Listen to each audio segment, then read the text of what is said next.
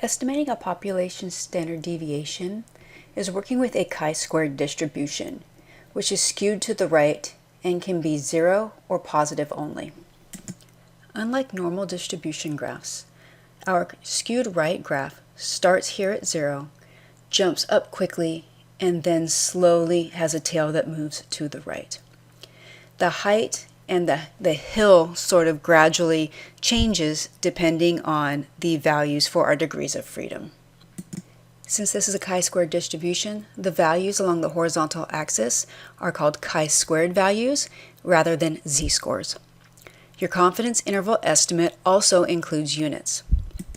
Your lower bound limit of your confidence interval estimate is given by a formula where you have the square root, and other square root in the numerator, you have a value of n minus 1 times the sample standard deviation squared, all divided by the chi-squared right critical value.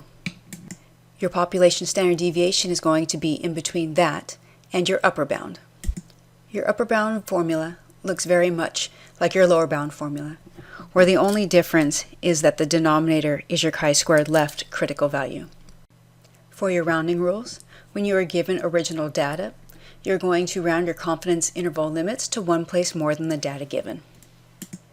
When working with summary statistics, since we are working with a population standard deviation estimate, we are going to round the values to the same number of decimal places as the sample standard deviation, or our S value.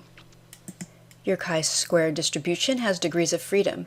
This is the number of independent pieces of information available to estimate the population parameter for the sample. Same as before, our degrees of freedom are abbreviated DF and are of the value of n minus 1. Critical values of chi-squared. So we're going to denote the right tail critical value by this chi-squared right.